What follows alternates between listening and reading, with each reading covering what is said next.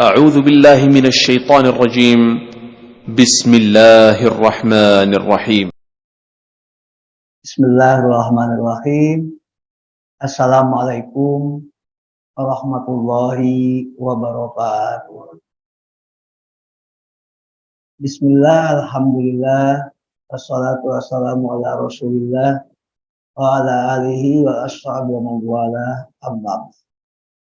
Sore ini kita kembali dalam kajian Al-Quran.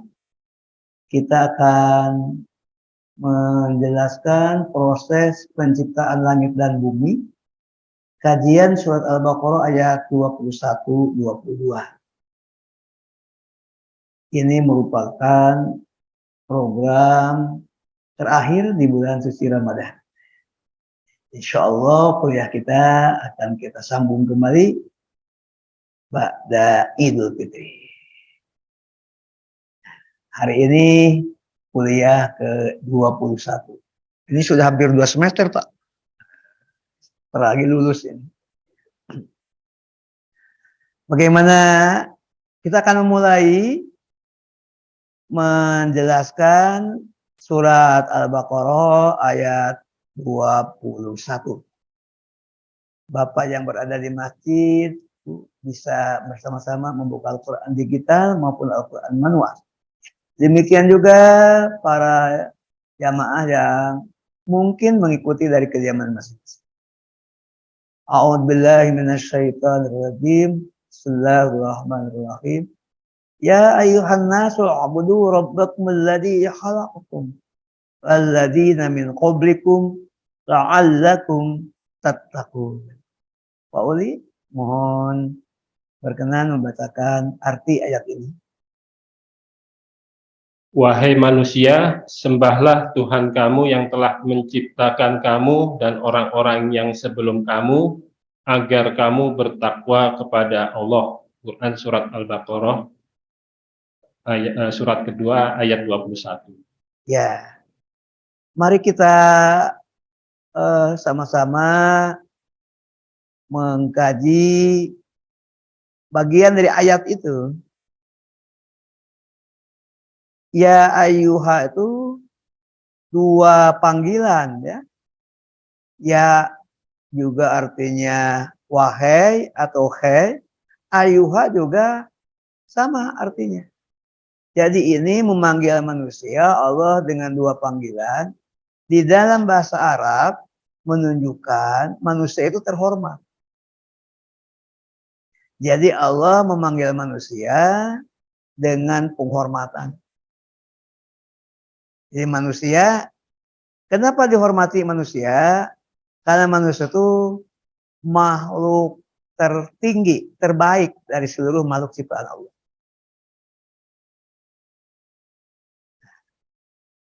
Apa yang Allah minta?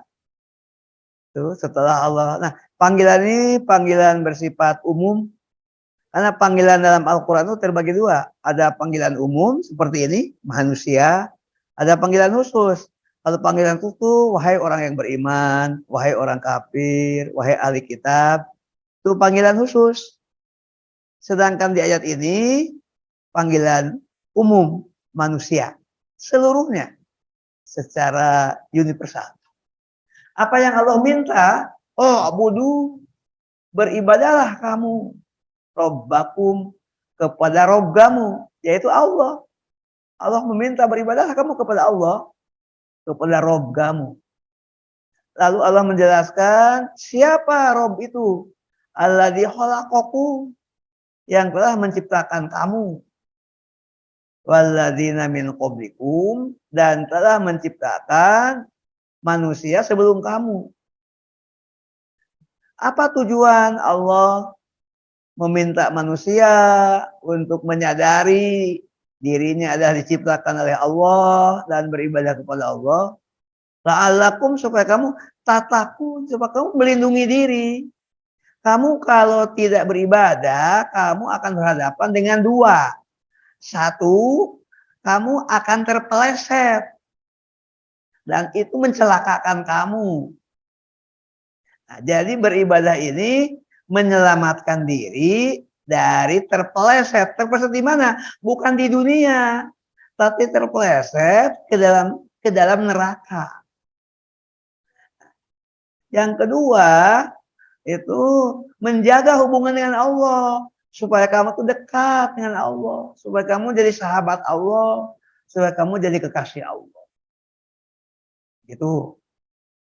Gimana ini diuraikan? Nah, kita sekarang akan menjelaskan dulu istilah Al-Quran tentang manusia.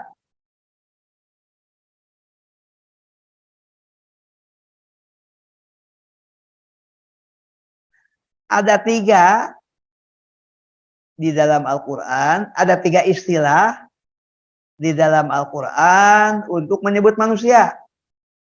Yang 2 jadi nama surat. Al-Insan itu nama surat. An-Nas nama surat. Al-Bashar tidak. Jadi ada 3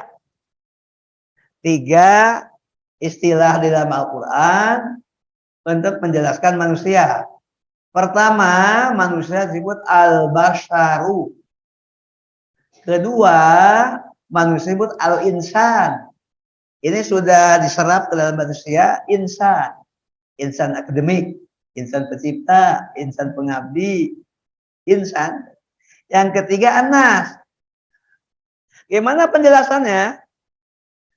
Ketika Allah menjelaskan manusia dengan al-bashar, maka Allah ingin menjelaskan manusia itu makhluk biologis. Bio artinya hidup. Biologis itu bisa dijelaskan dari ilmu tentang kehidupan, yaitu ilmu hayat. Jadi manusia adalah makhluk hidup, bisa dijelaskan dari ilmu biologi atau ilmu hayat. Apa yang paling inti pada kata al-bashar? Manusia itu butuh makan, butuh minum, butuh udara, butuh asupan, butuh lingkungan. Lingkungan yang dimaksud adalah udara yang segar, yang bisa membuat dirinya bisa bernapas dan membawa kesehatan. Itu kebutuhan. Tercermin pada diri manusia. Manusia memiliki perut. Perut punya 2 kepentingan, yaitu kepentingan makan, kepentingan minum. Itu masalah biologi. Lalu ada kepentingan di bawah perut.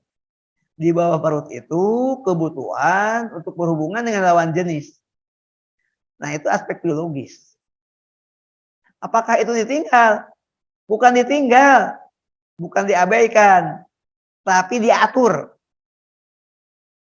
Kalau agama lain, seperti dalam Katolik, punya keyakinan hubungan biologis itu pekerjaan kotor. Kalau ingin dekat dengan Tuhan, jangan kawin. Lihat aja romo-romo para... Nah, itu keliru, karena dia menghentikan. Padahal kalau Al-Quran bukan menghentikan, mengatur. Kamu jangan bebas. Ini ada aturan. Kamu terhormat. Maka kamu harus ikuti cara-cara yang terhormat. Tuh. Al-bashar pun secara harfiah artinya kulit atau rasa. Bashar itu bisa berarti kulit, bisa berarti rasa, bisa berarti senang. Karena perasaan yang paling pokok manusia itu mengikuti perasaan. Ada perasaan sedih, ada perasaan senang, ada bahagia, ada merasa duka cita. Itu bashar. Tapi perasaan ini akan terkait dengan fisiologis. Al-bashar itu dari sisi bahwa manusia punya kulit, dalam kulit itu ada sel-sel untuk merespon tentang alam yang dingin, terasa dingin, panas, terasa panas, itu menggigil, gitu. Nanti kalau kepanasan, gerah, itu peristiwa biologisnya. Sekarang yang kedua al-insan. Kata al-insan itu berasal kata nasya atau nisyan, yang artinya lupa. Manusia itu memiliki perasaan, memiliki aspek psikologi. Nah, salah satu yang disoroti Al-Quran adalah manusia itu pelupa. Nah, lupa yang paling berat itu ketika lupa terhadap dirinya sendiri. Kalau lupa terhadap benda-benda, di mana menyimpan barang, itu masih dalam batas. Mungkin memorinya sudah mulai menurun. Itu. Tapi yang paling berat itu ketika manusia lupa terhadap dirinya sendiri. Karena dampaknya dia tidak sadar tentang dirinya manusia. Tidak sadar dirinya suami, tidak sadar dirinya sudah cukup lama hidup di dunia. Tidak sadar bahwa dia akan mati. Paling berat itu ketika manusia dalam keadaan tidak lupa terhadap dirinya, lalu memimpin orang lain. Nah, itu paling berat.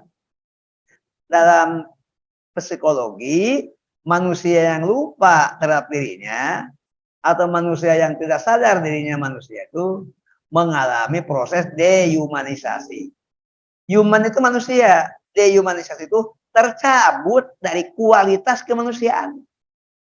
Manusia, tapi kualitasnya kualitas ternak. Yang hanya memenuhi kebutuhan makan, minum, seksual. Itu yang paling berat itu. Nah, Al-Quran mengingatkan itu. Manusia yang demikian oleh Al-Quran sebut summa rodadnahu asfala safilin. Kemudian kami turunkan kepada derajat yang terendah. Jadi mengalami degradasi. Penurunan kelas. Penurunan kualitas. Kalau mayoritas manusia dalam kehidupan sosial mengalami degradasi, itu namanya masyarakat krisis. Karena lebih banyak yang errornya ketimbang yang lurus. Tapi kalau yang errornya mungkin zeronya di bawah 1%, itu wajar.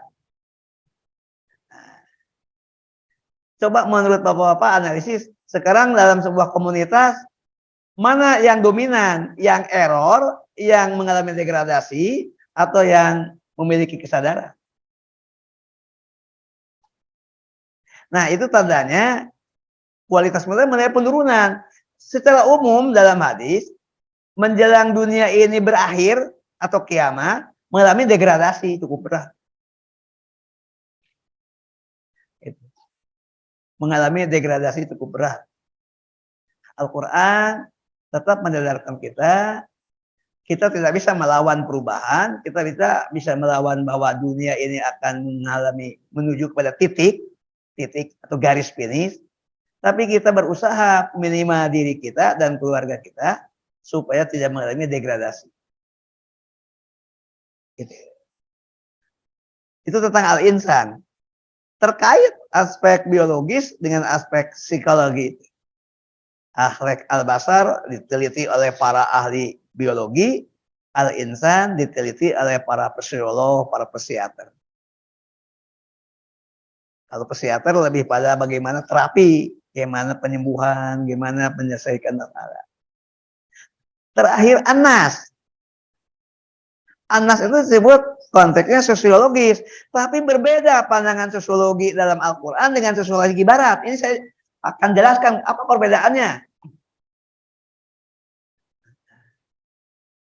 Perbedaannya begini, di dalam sosiologi Barat, manusia itu hanya dijelaskan manusia itu relasi dengan manusia. Maka lahirlah teori-teori tentang komunikasi, teori tentang interaksi, teori tentang adaptasi, teori tentang asimilasi. Itu semua menggambarkan bahwa manusia berhubungan dengan sesama manusia. Gitu. Padahal menurut Al-Quran bukan hanya dengan manusia. Ada hal lain yang mendasar. Manusia dengan alam, manusia dengan lingkungan hidup, manusia dengan manusia sudah 3 itu. Ada yang keempat, manusia dengan Allah. Nah, dalam kajian Barat, dengan Allah itu diabaikan. Dengan alam sudah mulai eksploitasi. Karena dia punya kepentingan untuk menghancurkan alam. Dengan lingkungan hidup. Dengan sesama saja. Gitu. Makanya ketika disebut sosiologis, bukan sosiologi dalam kerangka seperti dimuskan oleh Comte tentang positivisme, bukan. Manusia berhubungan dengan Allah, manusia berhubungan dengan sesama manusia, 2, manusia berhubungan dengan alam, Manusia berhubungan dengan lingkungan hidup. Lalu rumusnya sama. Manusia nggak bisa hidup tanpa berhubungan. Nah, yang paling pokok nggak bisa mencapai kebahagiaan kalau tidak berhubungan dengan Allah. Kan tujuan manusia hidup itu untuk meraih al-falah, kebahagiaan. Nah, nggak bisa kalau dia ingkar kepada Allah, mengingkari Allah, tidak mau mendekat sama Allah. Kamu boleh mendapatkan kebahagiaan, tapi bukan kebahagiaan yang sejati, yang hakiki. Tapi ketika manusia berhubungan dengan Allah, maka dia akan punya hubungan yang berkualitas dengan sesama manusia. Dia hubungannya bukan eksploitasi, tapi hubungannya kolaborasi. Hubungan manusia dengan manusia itu bisa eksploitasi itu siapa yang berkuasa akan memanfaatkan orang kecil. Orang kecil dibutuhkan 5 tahun sekali. Dibayar paling 20.000. Hasil penelitian 50.000, tertinggi itu 500.000, jarang. Yang paling wajar tuh antara 100 sampai 150 itu membayar suara itu. Nah, saya wawancara dengan peneliti ahli ilmu politik, karena saya tiba-tiba diminta oleh ada penerbit, sebenarnya penerbitnya bukan penerbit Islam, penerbit umum saja, nasionalis, LP3IS, meminta, kaget juga pikir. Saya diminta untuk berikan kontribusi, nulis ini LP3IS ulang tahun ke-50, mau menerbitkan buku 100 intelektual Indonesia, pikir saya termasuk dapat nomor berapa, nomor 37 kalau nggak salah. Nah, saya pikir saya bukan ahli ilmu politik, saya bukan ahli ilmu sosial, saya bukan ahli sosiologi, bukan psikologi, pikir saya kajian Islam, Islamologi. Iya, tetap diminta. Apa sih saya ngomong, kan mau judulnya tentang demokrasi. Apa? Itu. Sampai betul. Saya bukan tidak bisa nulis, tapi nulis itu harus tahu apa yang harus saya tulis. Pas nggak? Ternyata hasil diskusi panjang itu, semua kegiatan namanya interaksi, kolaborasi, komunikasi, sampai ke konsensus, kerjasama dalam itu ada satu nilai yang tinggi. Nilainya harus pakai etika. Yakin? Yakin. Jadi kalau ini kerjasama 3 partai, pakai etika, kerjasama itu pakai etika. Jadi kalau tidak pakai etika ya suka-suka aja kapan dia butuh berhubungan. Kalau nggak perlu tinggalkan. Pendukungnya mati tergilas, cuek aja. Itu yang nggak pakai etika. Tapi dia butuh suaranya. Tapi dia tidak merhatikan orangnya. Hubungannya itu sebelah, eksploitasi. Kenapa? Krisis nggak pakai etika. Lihat aja pemimpin kayak gitu. Dulu pernah kita dukung yang kayak gitu. Dikira mau oke, ternyata harus dikasih pelajaran oleh rakyat. Yang kayak gitu. Bapak pasti tahu lah.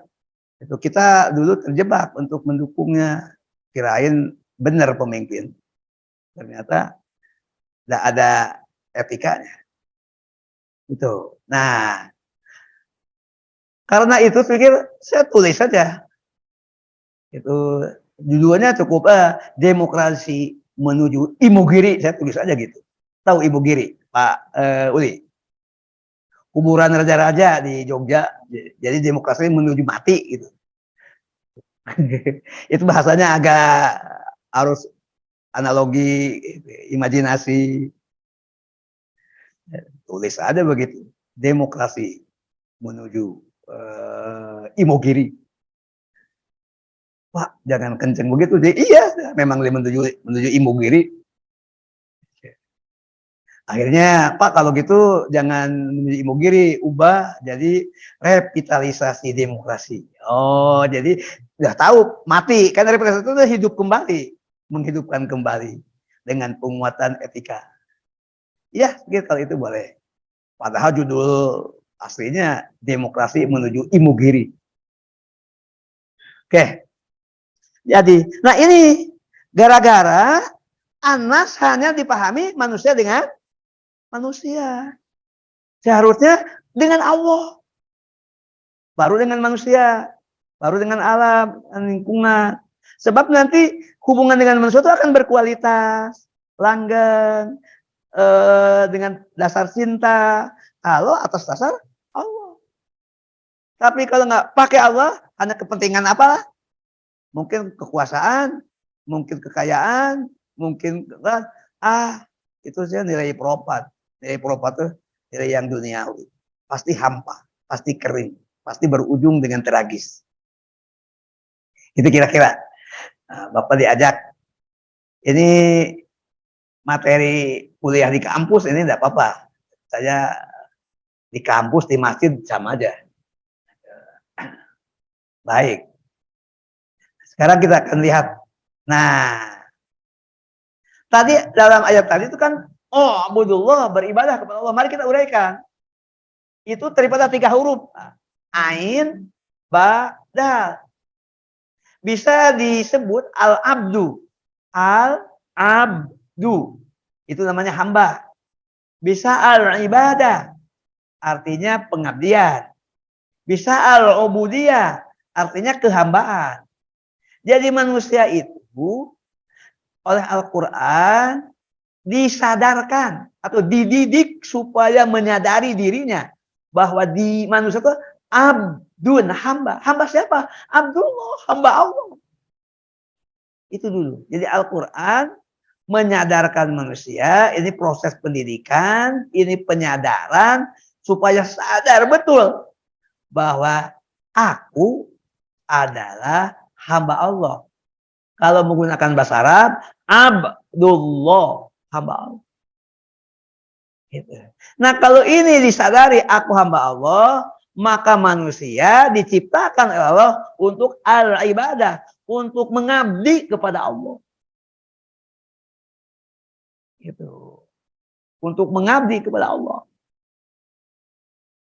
Nah, maka manusia itu punya sibgo. Sibgo apa itu sibgo? Sibgo itu identitas.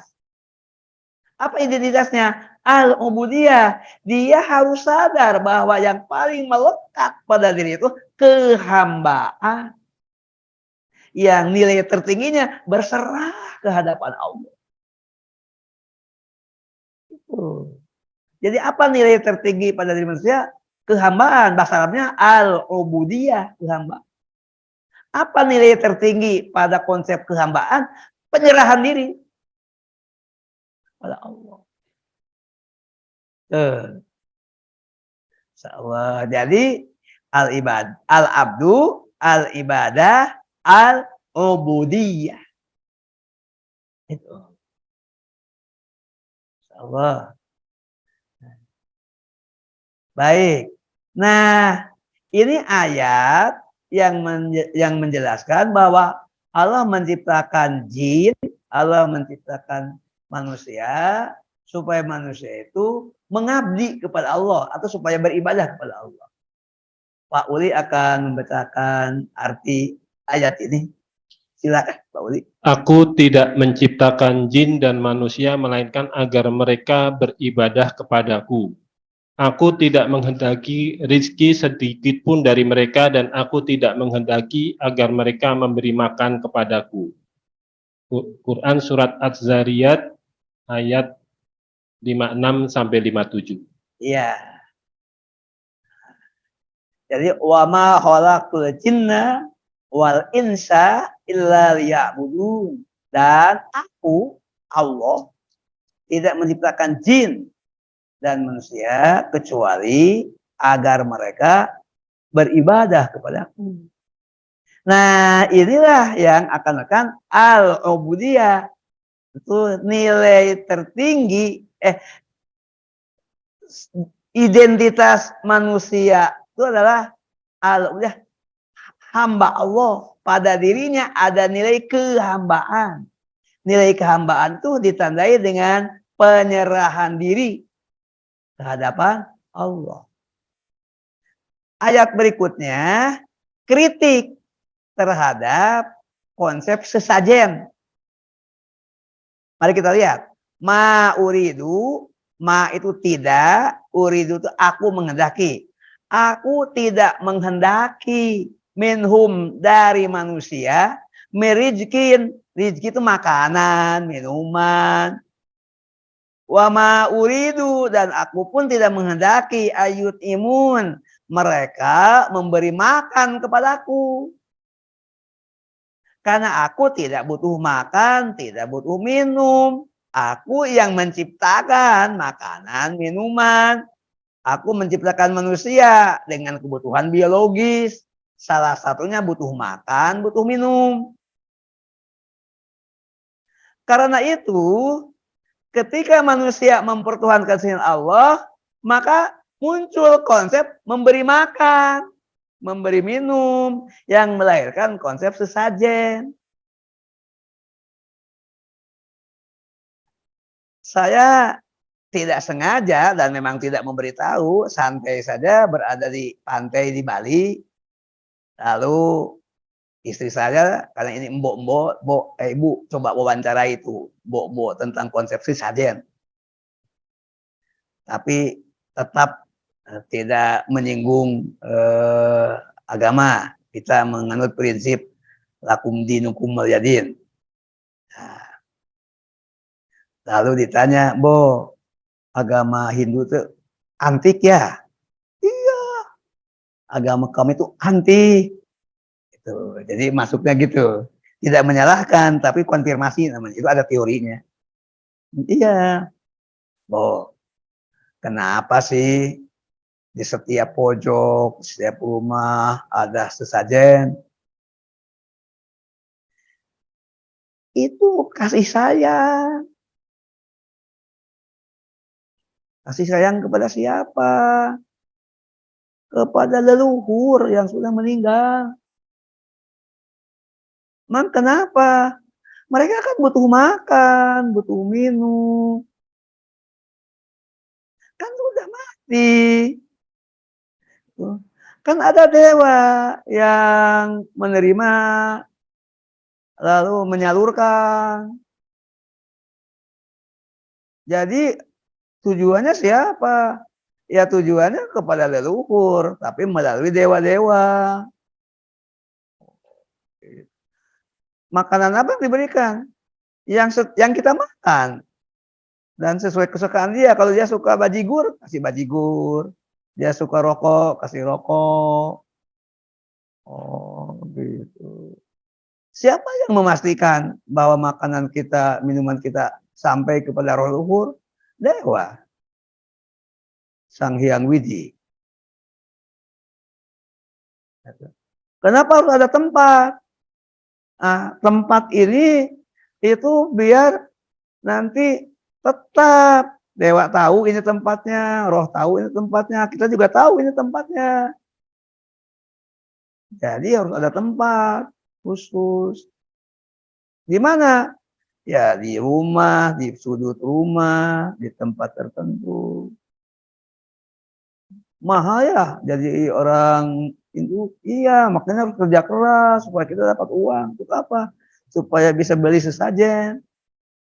Jadi ada hubungan nanti dengan etos. Nih cerita. Nih mana tandanya bahwa Mbok setelah sesajen ya akan terjadi kesurupan. Apa arti kesurupan? Roh leluhur masuk kepada yang masih hidup, pada anggota keluarga. Siapa yang memindahkan roh leluhur masuk ke sini? Tuhan. Jadi mau dimakannya kepada siapa sebetulnya? Dua-duanya. Tuhan kasih makan, kasih minum, tapi Tuhan akan berbagi dengan leluhur kita. Makanya Al-Quran pantas melarang. Stop. Orang sudah meninggal, tidak ada relasi apapun kecuali doa. Nah, itu pun asal dasar iman. Gitu. Lama ngobrolnya. Santai saja. Dia jualan, kita beli, asal pasti jualan makanannya halal. Oh, ternyata itu konsepnya. Memang kalau ditinggal gimana? Ya kita tidak tenang, gelisah. Padahal kita butuh ketenangan. Sepanjang kita biasa sesajen, lalu kita tinggalkan, gelisah. Gitu. Ini sekelumit tahun 2019, sebelum 2018 yang lalu, sebelum COVID, kami berada di Bali.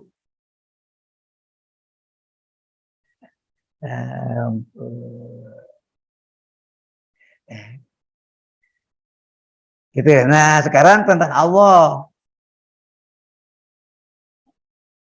Ini pada surat An-Nas. Semua kita insya Allah hafal. Ilahin nas, Rabbin nas, Malikin nas. Tapi kita uraikan. Itu. Ilah itu artinya al-khaliq. Al-khaliqu. Tuhan yang menciptakan. Allah yang menciptakan. Ilah itu artinya al-ma'bud. Tuhan yang sangat logis, mutlak diibadati.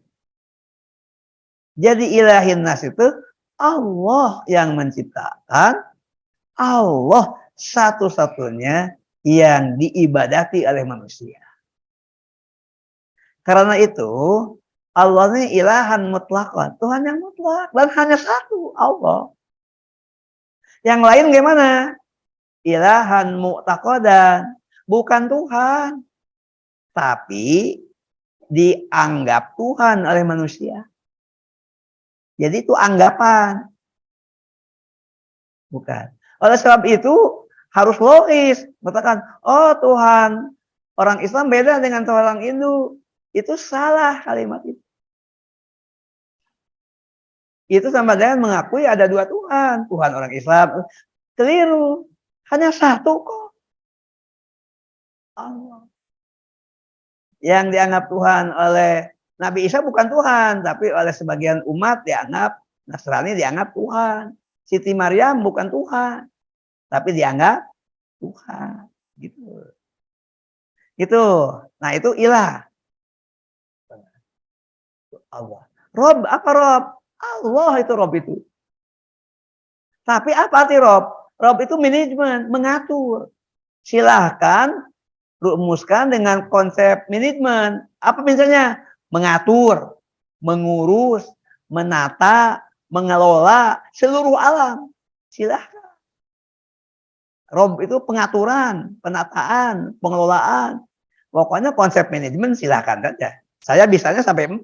Mengatur, mengelola, menata, malah 3. Apalagi coba? Silahkan kalau masih ada lagi. Silahkan. Manajemen itu mengurus. Oh ya, mengurus. Mengatur, menata, mengelola. Manajemen bisa berarti kepada pengaturan, bisa orangnya yang ngatur. Misalnya nih sebuah perusahaan di bawahnya manajemen, berarti pengurus yang ngatur perusahaan. Itu. Kedua, Rob itu artinya edukasi. Edukasi itu dari kata tarbiyah. Apa? Banyak itu konsepnya, bisa sampai belasan, tapi kita ringkaskan saja. Mendorong, memotivasi, menguatkan, menumbuhkan, mengembangkan. Itu edukasi. Jadi Allah tuh Rob, Robbinas, mendorong manusia, mengembangkan manusia, mengarahkan manusia, membimbing manusia. Supaya apa? Supaya menyadari dirinya hamba Allah. Gitu. Lalu konsep yang ketiga, Rob itu sama dengan hub, yang artinya cinta. Mengapa Allah sih menciptakan manusia? Mengapa Allah mengatur? Mengapa Allah mengembangkan? Karena Allah mencintai manusia. Karena itu Allah murka. Allah mencintai manusia, baik banget Allah sama manusia. Tiba-tiba manusia mengingkari Allah sebagai Rob. Allah marah. Tiba-tiba manusia menjauh. Tapi sebaliknya kalau orang, oh ya, meyakini, membenarkan Allah Rob. Lalu mendekat. Allah suka. Karena suka, meskipun punya salah, diampuni. Orang beriman punya dosa, diampuni sama Allah. Apalagi kalau memohon. Tidak memohon pun juga Allah berkehendak memberikan ampunan. memberikan keridhaan, memberikan kenikmatan. Apalagi kalau manusia memohon ampun, mengubah, memperbaiki. Begitu. Sedangkan yang ketiga Malik. Malik itu memiliki, menguasai, atau juga berarti raja. Gitu. Nah, sekarang apa arti kholaqo? Kan di dalam ayat ini alladzi khalaqakum, yang telah menciptakan kamu. Kata kholaqo pada surat Al-Baqarah ayat 21, alladzi khalaqakum, kholaqo. Kholaqo itu artinya menciptakan. Jadi Allah itu adalah Al-Khaliqu, Maha Pencipta. Berbeda dengan konsep Yunani. Coba saya ajak mengungkap sedikit tentang filsafat Yunani. Bukan kuliah filsafat, nih kuliahnya tentang Islam, tapi kita coba. Di Yunani itu para filosof terbagi dalam dua blok, dua madhab. Madhab yang pertama, madhab bertuhan, namanya teisme. Teisme itu pun tanpa teo, ini dari kata teo yang artinya Tuhan. Teo itu artinya Tuhan. Iya, teo itu artinya Tuhan. T-H-E-O tulisnya. Teo itu artinya Tuhan, bahasa Yunani itu. Teologi, ilmu tentang Tuhan. Gitu. Teisme, paham bahwa Tuhan ada. Nah, jadi yang pertama pahamnya paham teisme. Dari kata teo itu, Tuhan itu ada. Yang kedua, paham yang mengingkari Tuhan tidak ada. Nah, lawan teisme, ateisme. Gitu. Nah, tetapi yang teisme itu jangan buru-buru setuju. Saya akan ungkapkan dulu. Bagaimana konsepnya tentang Allah? Nggak jelas. Nggak disebut al-khaliq, nggak. Siapa Allah itu? Allah itu disebut prima causa. Mengapa disebut pakai causa? Causa itu kausalitas, penyebab. Jadi ini alam ada, penyebabnya Allah. Jadi tidak tegas mengatakan Allah pencipta. Hanya penyebab. Terjadilah sebab, ini bergelinding. Tapi kalau ditelusuri dengan perspektif ilmu teologi tadi, ini ada penyebab pertama. Pertama itu namanya prima. Makanya menteri pertama itu primer minister. Ini ada menteri paling tinggi. Kita menyebutnya perdana menteri. Perdana kan artinya pertama. Tuh. Jadi menyebutnya prima causa. Nah, konsep prima causa itu tidak jelas. Apakah menciptakan dari tidak ada atau dari ada. Nanti jadi bahan perdebatan. Nah, itu sebenarnya nggak bisa sepenuhnya mendukung teisme. Tapi kalau Al-Quran jelas, khalaqo, mencipta dari tidak ada menjadi ada. Itu. Dari nol menjadi ada. Itu Allah Al-Khaliq. Tapi di dalam filsafat yang meskipun dia mengakui Tuhan ada, konsepnya prima causa. Itu. Lalu ketika Tuhan itu di mana? Terlihat atau konkret? Dia jawab Tuhan itu tak terlihat. Tapi gimana? Oh, biasanya Tuhan itu metafisik. Kalau itu masih oke. Karena fisik lawannya metafisik. Itu masih bisa. Tapi apakah Tuhan itu bagian dari alam atau di luar alam? Jawaban teisme di luar alam. Alam itu adalah nature. Di luar alam itu bahkan dia itu di luar alam. Maka Tuhan itu bersifat di luar nature. Tuh. Oke, jadi kita kembali ke Al-Qur'an. Al-Qur'an jelas menyebut Allah tuh Al-Khaliqu, pencipta yang sempurna, pencipta yang tidak ada model sebelumnya, pencipta dari tiada menjadi ada. Itu. Ini ngaji tauhid ini. Lalu selain alam disebut apa? Alam itu makhluk. Zamannya makhlukot. Apa artinya? Diciptakan oleh Allah. Jadi tidak punya kemandirian. Alam itu boleh. Alam punya hukum, punya aturan, punya keteraturan. Tapi semuanya berasal dari Allah. Karena Allah Alam itu makhluk, diciptakan. Gitu, diciptakan. Karena diciptakan, dia ada saatnya tidak ada menjadi ada. Jadi ada satu kevakuman, kondisi tidak ada. Itu namanya al-adamu, namanya dalam bahasa Arab tiada menjadi ada. Jadi jelas ada unsur baru dari segi waktu itu baru karena ada kondisi tidak ada jadi ada. Jadi al-hal itu al-ijad, mengadakan, mewujudkan.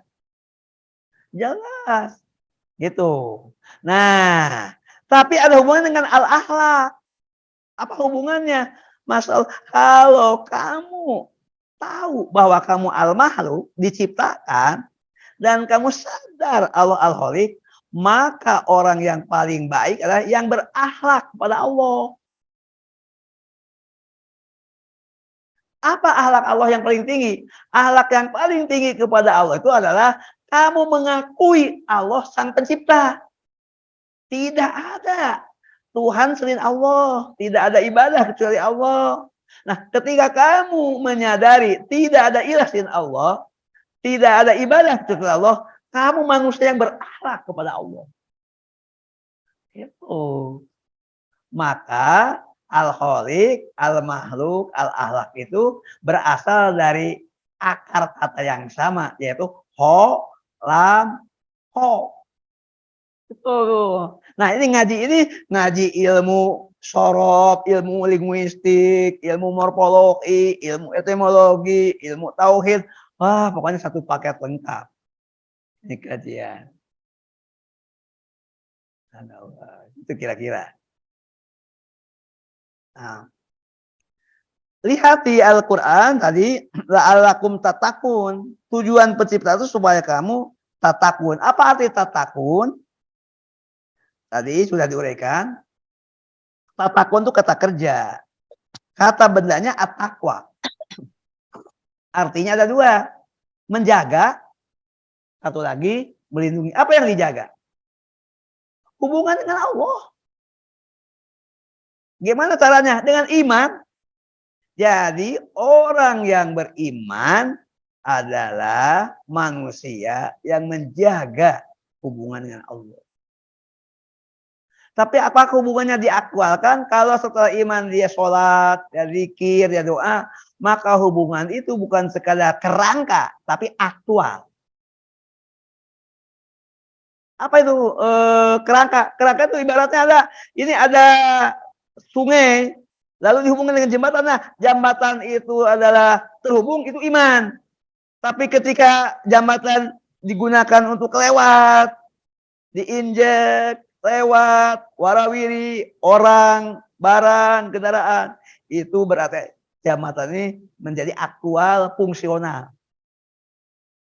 Jadi kalau beriman saja cuma ada pondasi, ada kerangka aja terhubung antara hamba ini dengan Allah lewat keyakinan. Tapi ketika tidak sholat, ini tidak berfungsi. Maka karena itu setelah beriman itu langkah berikutnya ibadah. Ketika ibadahnya tekun, berkuasa, semakin berbobot, berkualitas, takwa. Itu. Yang kedua, melindungi. Karena tadi tanpa iman itu kamu meleset. Hidupmu terpeleset. Di dunia boleh keren, boleh jaya, boleh berkuasa, tapi kamu terpeleset. Begitu mati, kamu terpeleset ke dalam kehidupan yang ke dalam neraka, ke dalam hukuman yang berat, dan kamu tidak bisa mendapatkan keselamatan. Jadi beribadah dalam rangka melindungi diri dari binasa, celaka. Itu kira-kira. Nah, saya kira ini sudah satu ayat. Begitu. Ini saya menyiapkan 2 ayat. Kita akan berakhir jam 5. Mudah-mudahan ini setengah jam lagi atau kurang. Ayat 20. Pak Uli berkenan membacakan terjemah ayat 22. Dialah yang menjadikan bumi sebagai hamparan bagi kamu dan langit sebagai atap. dan dialah yang menurunkan air hujan dari langit, lalu dia hasilkan dengan hujan itu buah-buahan sebagai rizki untuk kamu. Karena itu janganlah kamu mengadakan tandingan-tandingan bagi Allah, padahal kamu mengetahui. Quran Surat Al-Baqarah ayat 22. Nah, kita lihat tuh ayatnya yang tadi dibaca Pak Uli, terjemahnya.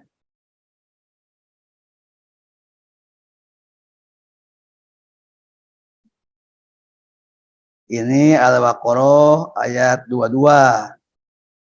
Coba saya buka ayat. Ini menjelaskan tentang siapa Rob kamu.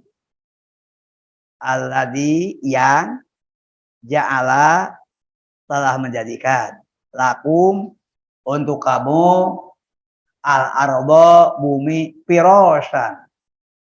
Bumi terhampar. Piros itu juga bisa berarti terhampar, bisa berarti permadani, bisa berarti karpet. Ini nih piros ini. Karpet ini yang hijau ini tempat kita sholat. Gitu. Jadi bisa berarti permadani, bisa berarti karpet, bisa berarti terhampar. Kan ini hamparan. Tikar itu piros, apapun kualitasnya. Allah menjadikan bumi terhampar. Wassamaa, dan Allah menjadikan langit binaan. Binaan itu payung. Itu kayak tenda di luar. Itu bagian atasnya tuh itu binaan. Itu. Kita berada di luar. Nah, ini binaan. Ini bumi terhampar hijau. Ini bagian itu binaan. Kita mengartikan apa? Atap, bisa, payung, gitu. Supaya tergambar. Kita ada di sini, karpet ini piros, dan ini bundar bagian atas ini binaan. Kita berada di situ, tenda, itu juga bagian atasnya binaan, lantai di bawah itu piros. Itu. Wa anjala, dan Allah menurunkan minas samai, dari tempat yang tinggi, kita mengertikannya langit, tapi harfiahnya itu tempat yang tinggi. Ma'an, air. Gitu. Fa'ahroja, maka Allah mengeluarkan bihi, dengan air itu minas samaroti, buah-buahan. Maksudnya air menjadi potensial menumbuhkan berbagai jenis tumbuh-tumbuhan, lalu tumbuh-tumbuhan menghasilkan buah. Itu. Rizkan, rizki lakum, untuk kamu. Rizkan itu bisa komoditas, untuk konsumtif, untuk produksi, untuk diolah, atau untuk makanan hewan. Karena itu rizkan sebenarnya. Ada langsung dikonsumsi, ada diolah, nanti hasil itu ada hasil langsung, ada hasil pengolahan. Rizkan lakum, untuk kamu. Oleh sebab itu, itulah yang Rob, Allah pengaturan tadi. Fala taj'alu, maka janganlah kamu menjadikan untuk Allah andad. Andad itu saingan. Siapa yang bisa jadi saingan? Ada yang meminta kepada manusia, ada yang meminta kepada jin, kepada setan, kepada benda-benda. Nah, semuanya andad. Andad itu rival. Jangan, tidak ada rival bagi Allah. Karena semuanya itu makhluk. Padahal kamu mengetahui. Mengetahui dari mana? Kalau kamu menggunakan 3 kecerdasan, pikiran, perasaan, rohani, kamu akan sadar itu. Itu kira-kira ringkasannya ayat 22. Tapi saya ajak. Nah, Bapak dan Ibu yang terhormat, bagaimana Allah menciptakan bumi terhampar? Bumi kan terhampar. Lalu menciptakan langit sebagai naungan, payung, itu tadi binaan. Nah, ini disebutkan dalam ayat lain, itu Allah menciptakan langit dan bumi dalam 6 fase. Namanya fi sittati ayyam, di dalam 6 hari. Hari diartikan bukan hari, tapi periode atau fase. 6 fase. 6 fase itu disebut pada surat An-Nazi'at.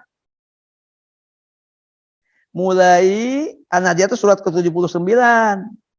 Mulai ayat 27, 28, 29, 30 sampai dengan 33.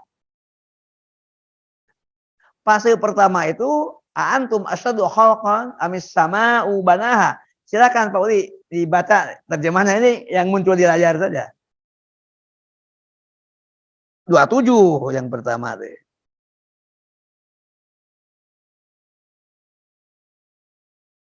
Kalau ayatnya lupa, baca ada yang muncul di situ dia aja.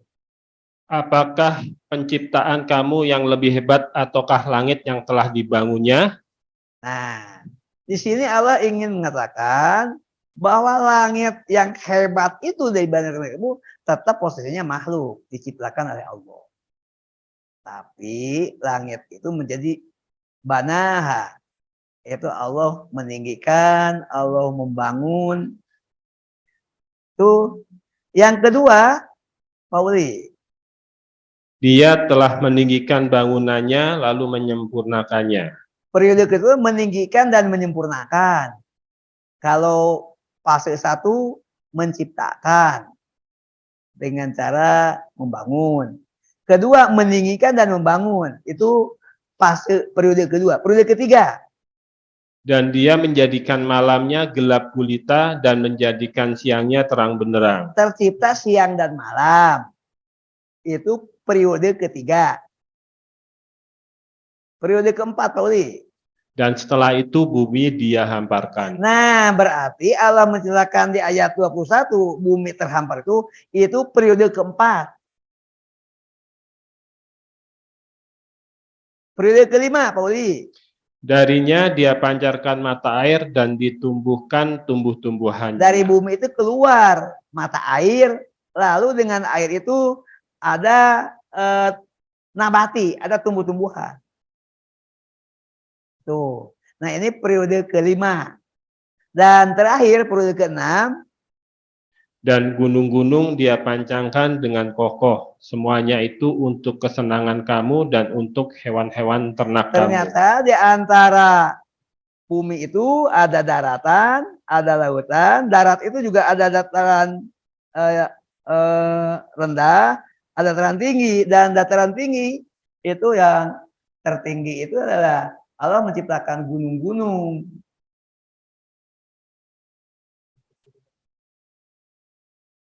Nah,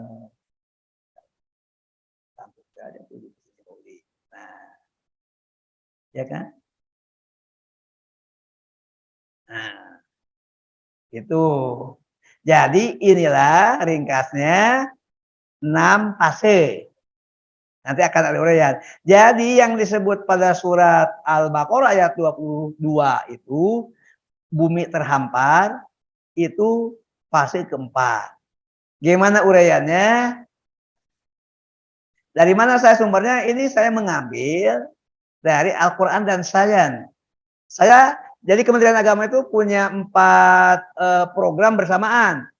Ada tafsir tematik, saya anggota di sini 5 tahun. Tafsir ringkas, di sini juga 3 tahun bekerja anggota. Tafsir ilmi, saya tidak.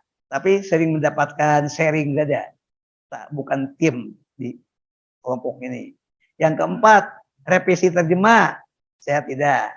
Yang kelima, Al-Quran dalam bahasa Braille, bahasanya orang tunanetra. Saya tidak ikut semua. Saya hanya terlibat di dalam 2, tafsir tematik dan tafsir ringkas. Tapi kalau diplenokan, ya kita mendapatkan informasi dari tim. Tapi ketika kerja masing-masing saja. Itu. Nah, mohon Pak Uli, ini untuk fase pertama ada beberapa uraian. Silakan Pak Uli. Apakah penciptaan kamu yang lebih hebat ataukah langit yang telah dibangunnya? Masa pertama menjelaskan awal penciptaan alam semesta dengan ungkapan apakah penciptaan kamu yang lebih hebat ataukah langit yang telah dibangunnya. Berdasarkan analisis astronomi kosmologi, ledakan besar terjadi sekitar 13,7 miliar tahun lalu. Ledakan besar ini jangan dibayangkan seperti ledakan bom yang dapat ditanyakan di mana pusat ledakannya. Nah, itu ada nanti pada surat Al-Anbiya 31. Baik dulu. Jadi ini hanya memberitahu Allah menciptakan langit dan bumi asyaddu khalqan. Ini penciptaan yang paling hebat. Tuh, jadi Allah bisa menciptakan yang paling hebat seperti menciptakan langit dan bumi, maka Allah mudah menciptakan kamu yang lebih mudah, ringan. Nanti juga menghidupkan kamu setelah mati, mudah bagi Allah. Lihat, boleh kita tunggu dulu. Silakan, masih fase pertama uraiannya. Peristiwa ledakan dahsyat atau Big Bang adalah mulai terciptanya ruang dan mulainya waktu dan belum adanya hukum-hukum fisika. Ruang alam semesta tercipta demikian cepatnya sehingga disebut ledakan. Yang pertama diciptakan pada alam ini adalah energi dan partikel foton. Kemudian terbentuk proton, neutron, dan elektron.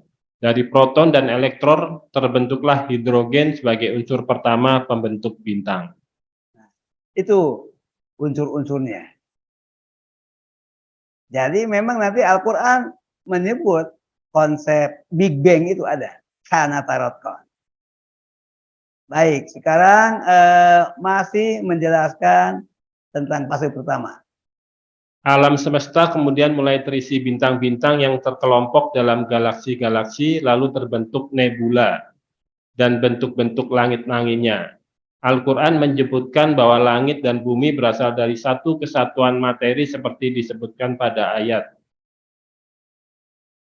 Dan apakah orang-orang kafir tidak mengetahui bahwa langit dan bumi keduanya dahulunya menyatu, kemudian kami pisahkan antara keduanya, dan kami jadikan segala sesuatu yang hidup berasal dari air, maka mengapa mereka tidak beriman? Nah, inilah ayat yang menjelaskan teori tentang Big Bang tadi. Itu. Nah, apakah orang kafir tidak mengetahui? Kanata anna samawati wal ardo, bahwa sesungguhnya langit ini kanata rotkan. Rotkon itu menyatu. Rotkon itu menyatu. Fapatakna huma, lalu kami memisahkan di antara keduanya. Nah, memisahkan itulah yang melahirkan ledakan dahsyat yang disebut Big Bang. Itu. Lalu Allah menjadikan segala yang hidup itu berasal dari air, termasuk manusia. Tapi manusia berasal dari air ayah kita, sperma, yang bertemu dengan sel telur. Gitu. Nah, sekarang pada gelombang yang kedua itu meninggikan dan menyempurnakan. Rupa asam KH pasawah itu meninggikan, pasawah itu menyempurnakan. Jadi periode kedua itu Allah meninggikan dan menyempurnakan. Bagaimana uraiannya, Pak Uli? Langit semakin tinggi berarti alam semesta mengembang. Berbagai bukti pengamatan astronomi menunjukkan bahwa setelah penciptaan alam semesta terus berkembang sampai dengan 400.000 tahun setelah penciptaan alam semesta mengembang cepat, lalu pengembangan melambat. Astronom meyakini adanya pengembangan alam semesta berdasarkan analis pergeseran spektrum unsur-unsur di galaksi jauh yang bergeser.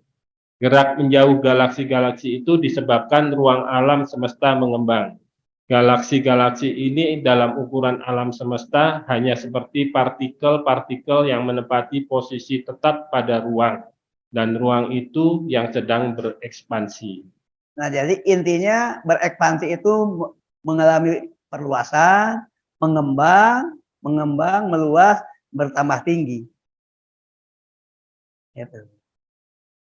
Itu di masih penjelasan tentang periode kedua. Masih periode kedua, Pak Uli, silahkan.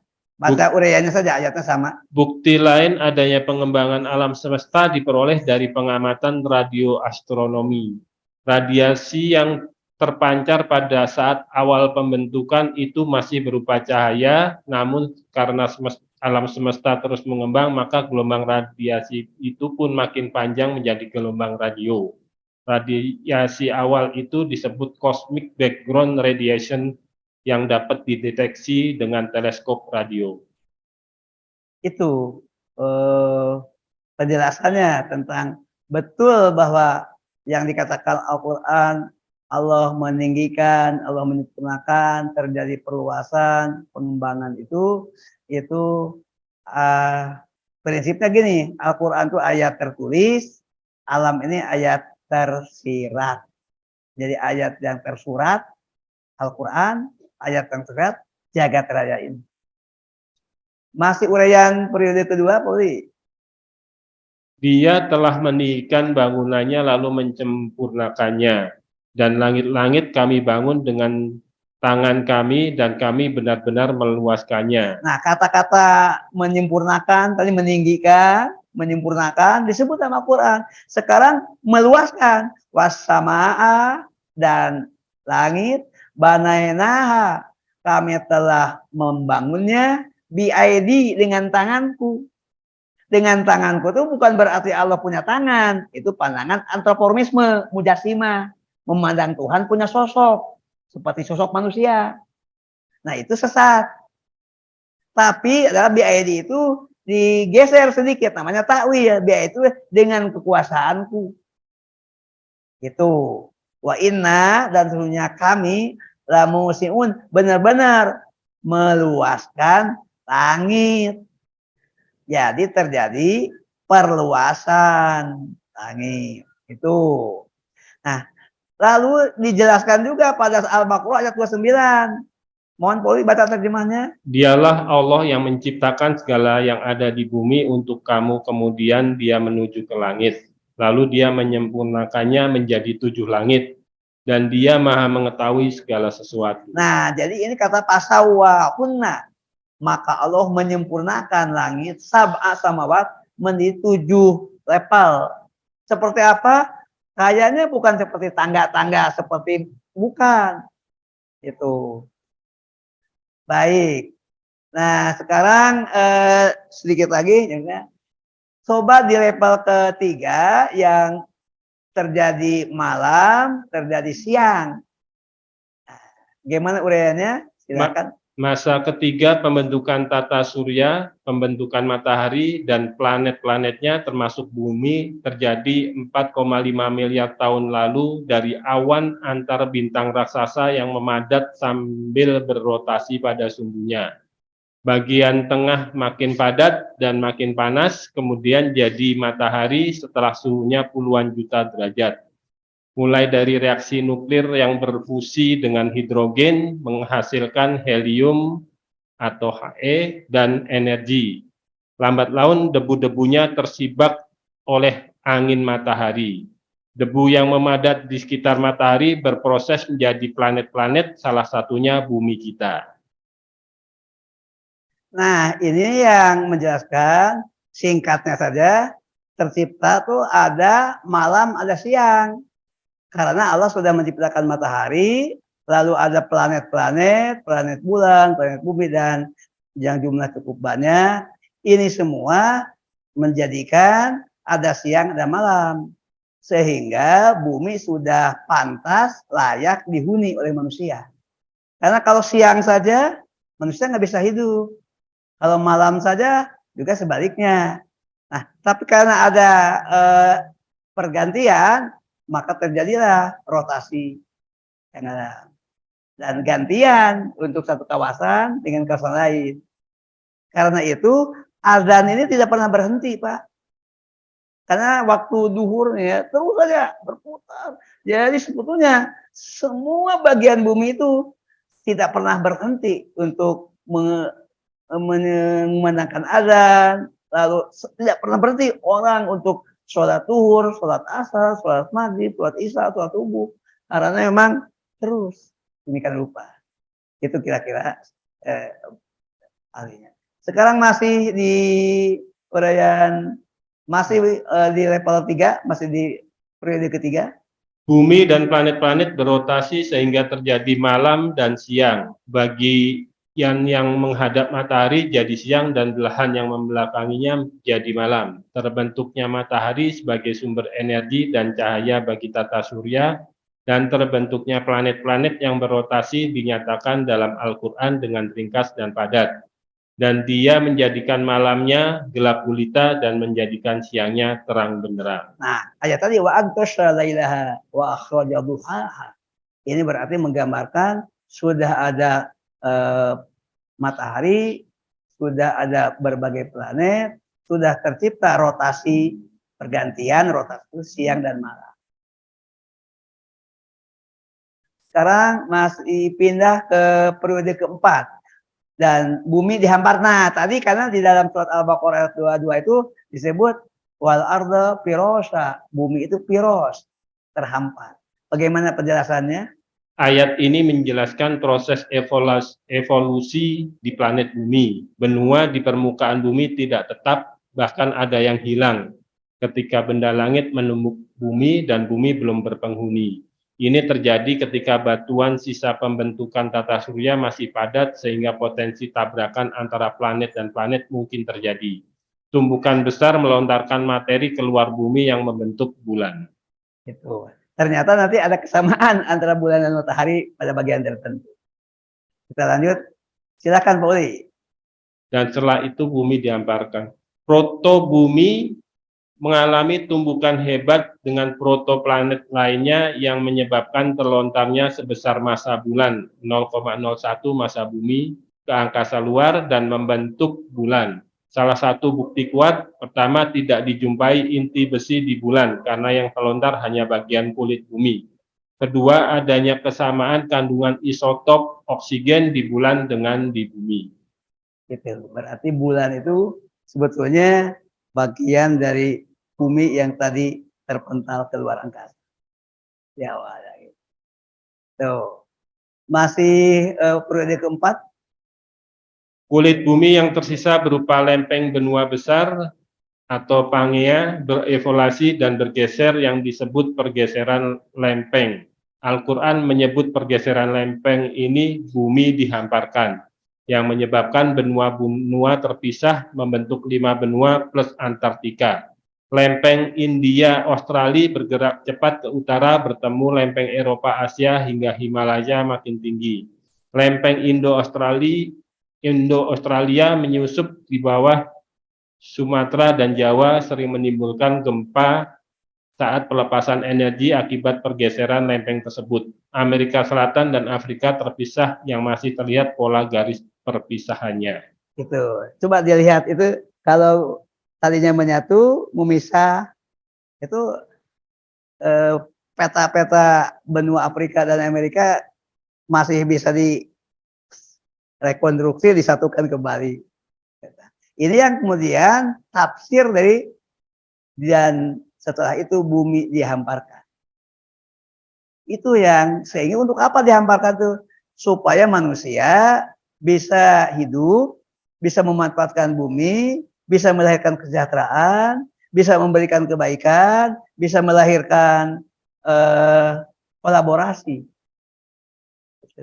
Kolaborasi itu kehidupan yang seperti jaring-jaring kehidupan. Ada Imam Al-Ghazali sudah berpikir, padahal beliau abad ke-11.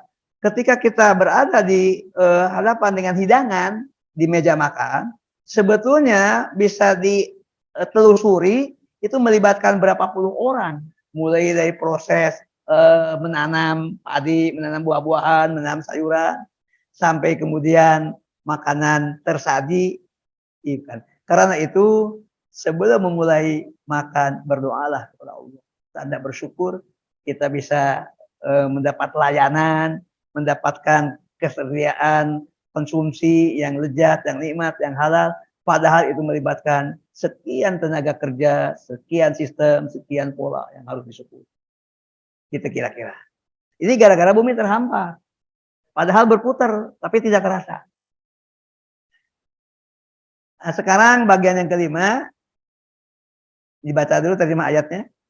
Darinya dia pancarkan mata air dan ditumbuhkan tumbuh-tumbuhannya. Yang kelima itu setelah bumi terhampar, ternyata tersedia di itu air bumi. Lalu air inilah yang membuat bumi ini bukan sekadar rata, tuh tentu saja terhamparlah dengan segala dinamikanya, ada dataran tinggi, dataran rendah, tapi juga melahirkan tumbuh-tumbuhan. Nah, ini juga untuk manusia, sehingga manusia mendapatkan protein nabati. Lalu ada hewan, protein hewani. Lalu ada bagian di dalam perut bumi yang kemudian melahirkan tentang pertambangan. Semuanya harus dikelola untuk seluruh manusia. Ini titipan dari Allah. Ini bangsa yang besar, oleh Allah dikasih banyak, tapi kalau salah urus dosanya luar biasa. Itu. Tapi kalau dibuat untuk kesejahteraan orang banyak, pahalanya luar biasa. Di antara pahala dan dosa. Lalu Pauli lanjut lagi sekarang.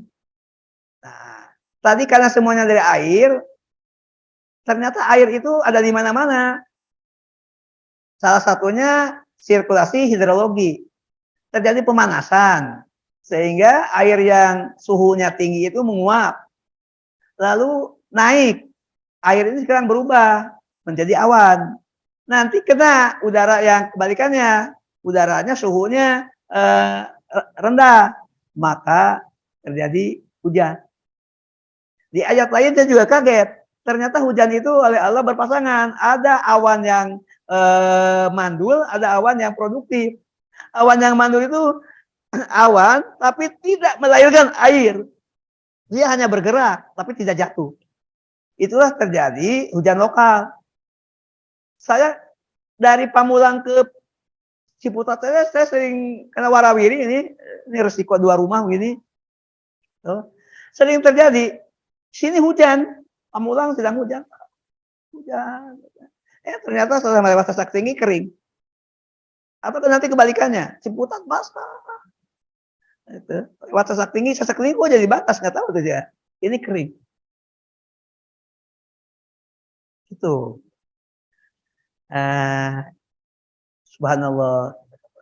Kita lanjut, Pauli. Ini nanti akan segera berakhir. Dikit lagi kita baca. Oke, Pauli. Oh, yang ini nih seharusnya. Saya akan baca ya. Oh, tadi sudah, ini sudah.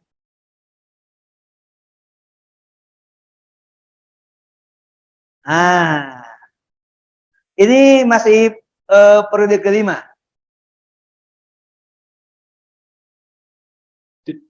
Air bumi berasal dari bumi, dari komet yang mengisi lautan dan melalui siklus hidrologi menjadi sumber air yang memancar sebagai mata air.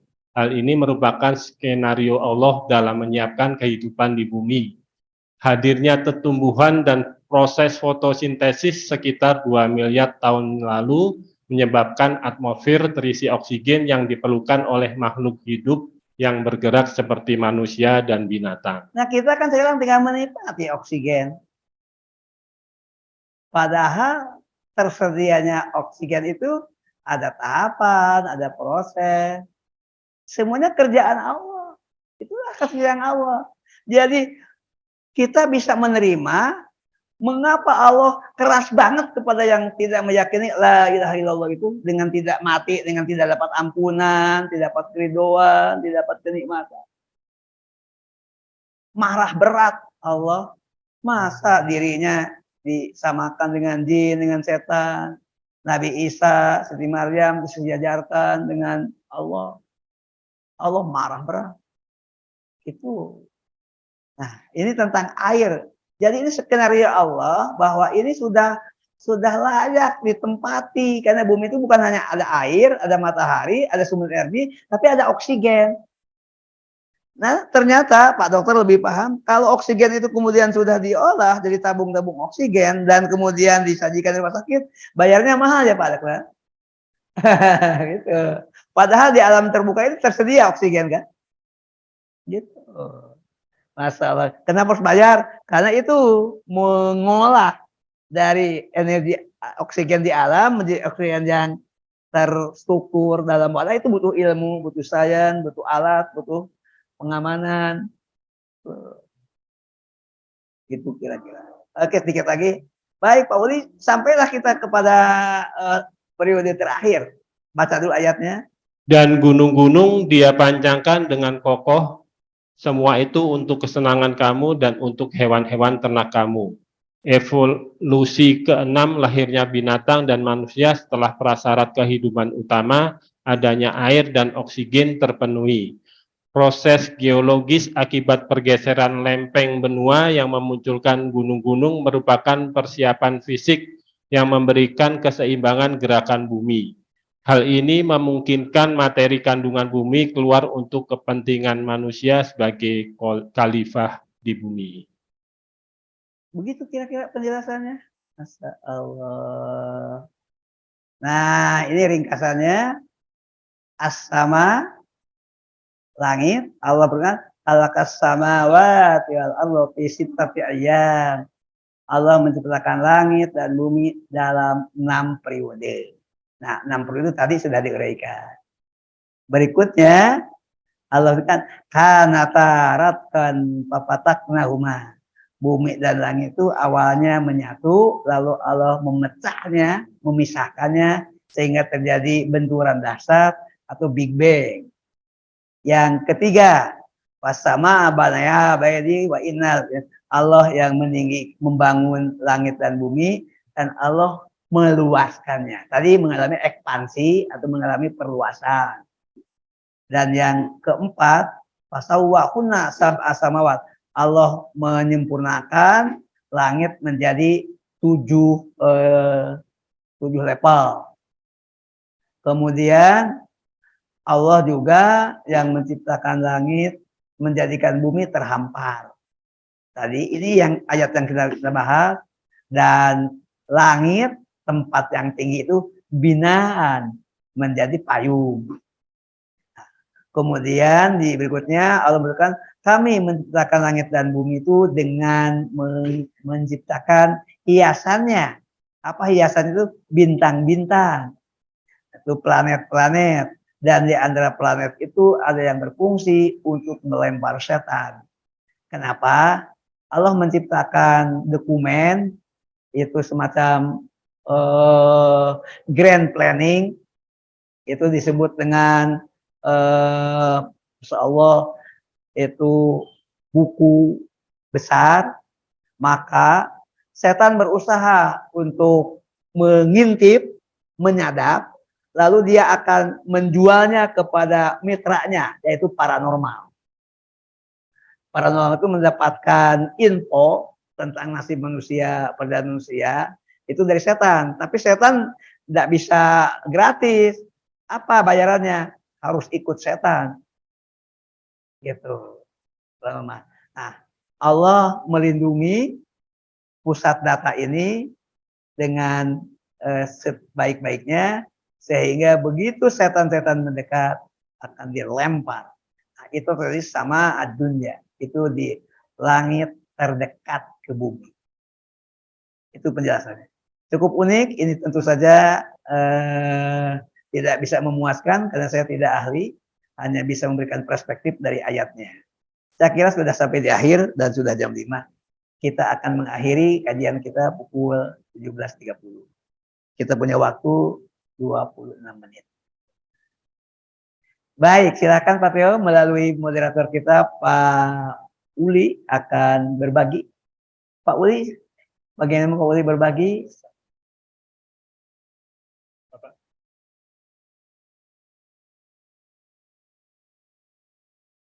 Assalamualaikum warahmatullahi wabarakatuh.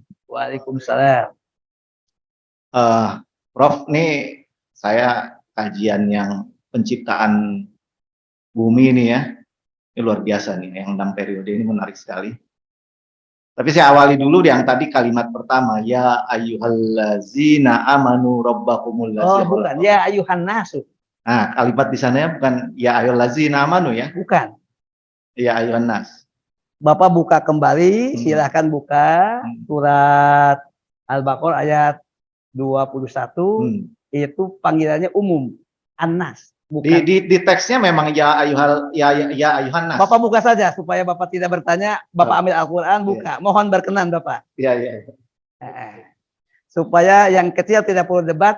Pak Uli, tolong bantu Al-Quran, ambilkan, buka halaman 21 biar Pak Teo langsung membaca. Pak Teo kita layani saja. Yang kita bahas yaitu Al-Baqarah ayat 21. Ya Yohanes, ya Yohanes.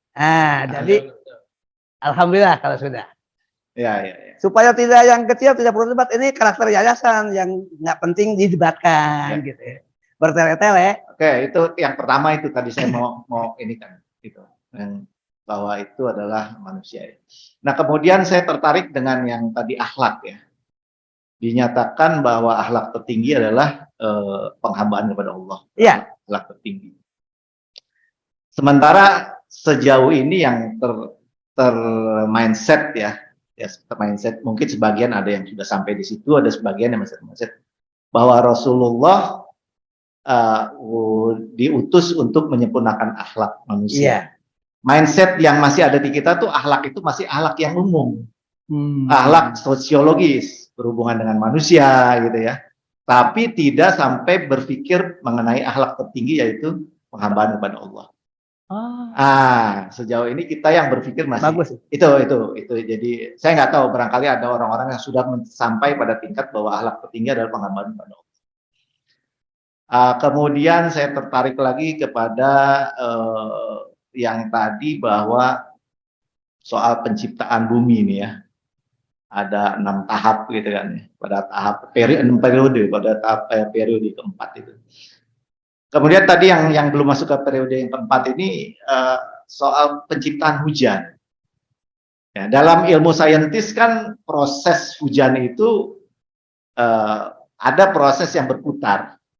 Ya, tidak membicarakan bahwa hujan itu kalau di ayat Al-Quran kan itu Allah menciptakan hujan ya untuk kemaslahatan manusia gitu kan. Tapi di proses saintis ini cuma sampai tangan prosesnya saja yang berlaku. Bahwa dengan air hujan nanti ada panas diserap menjadi uap akhirnya siklusnya seperti itu. Terjadinya hujan. Tapi tidak pernah dibicarakan terciptanya hujan. Siapa yang menciptakan hujan gitu kan? Jadi selama ini pengetahuan kita soal hujan, kita diajarin dari kecil ini bahwa hujan itu terjadi karena proses itu. Meskipun tadi sudah juga dibahas di Al-Quran juga ada proses seperti itu gitu kan ya. Tapi yang selama ini kita dari kecil, kita taunya hujan terjadi karena siklus itu. Padahal di Al-Quran dinyatakan Allah yang menciptakan hujan itu. Baru terjadi selanjutnya ada terjadi proses siklus itu. Jadi nggak terus menerus gitu kan. Nah itu soal penciptaan hujan gitu kan ya. Kemudian hamparan nih ya. Nah, ada sebagian kan yang kalangan yang menganggap bahwa bumi ini karena kalimat itu di ayat-ayat Al-Quran itu terhampar sehingga bumi ini dianggap datar. Gitu kan ya. Ada sebagian kelompok ya, komunitas yang menganggap bumi ini datar. Padahal kalau di situ dinyatakan bahwa hamparan bumi ini memang supaya untuk manusia ini yaitu dihamparkan sehingga seperti puzzle itu terciptanya benua-benua gitu ya. Kalau ini disatukan menjadi satu, tidak terjadi yang tadi patahan-patahan itu karena hamparan ini. Nah itu menjelaskan kepada kelompok-kelompok yang masih hamparan. Kalau di sini kan dinyatakan di Al-Quran clear bahwa bumi ini sebenarnya bukan yang dibilang datar gitu kan, clear tuh di situ. Nah sementara bagaimana ini menjelaskan kepada kelompok ini? Al-Quran tidak seperti itu, bahwa hamparan yang dimaksud di Al-Quran adalah seperti ini gitu. Itu soal hamparan. Kemudian terakhir soal apa ya tadi ada lupa saya ini. Saya menarik sekali apa artinya keterkaitan ayat Al-Quran dengan kalau gitu nanti alihkan karya Ahad ya. Ya, saya menganggap bahwa ini terlalu harusnya khusus. Ya, ayat tentang penciptaan langit dan bumi ini khusus supaya kita lebih keimanan kita, ketahui kita lebih clear gitu loh sampai soal oksigen. Nah ya terakhir ini soal gunung. gunung di kalimat itu kan dikatakan untuk manusia sebagai apa pemandangan lah ya, indah gitu, keindahan manusia gitu ya. Diciptakan gunung kokoh sampai akhirnya ujungnya ditumbuhkan pohon-pohon untuk hasilnya oksigen gitu ya. Tapi di satu kalimat lagi bahwa ada sebagian yang menganggap gunung ini menjadi paku bumi. Ada. Ya, di ayat Al-Qur'an menjadi paku bumi. Nah, ini penjelasannya seperti apa itu? Kenapa satu ayat menjelaskan gunung ini sebagai paku bumi, satu ini menjelaskan sebagai Allah ciptakan untuk manusia sebagai pemandangan lah itu alam ya, untuk keindahan manusia. Itu beberapa yang mungkin terlalu banyak, tapi mungkin Nggak apa-apa, ketanggap, tenang saja. ya. Sejauh ini sampai itu aja dulu. Tapi terus terang, usul saya, kalau untuk bahasan-bahasan yang segini luasnya, saya kira nggak usah sampai, itu kan 2 ayat ya, 1 ayat aja cukup gitu loh. Terlalu banyak sehingga kurang ya, kurang.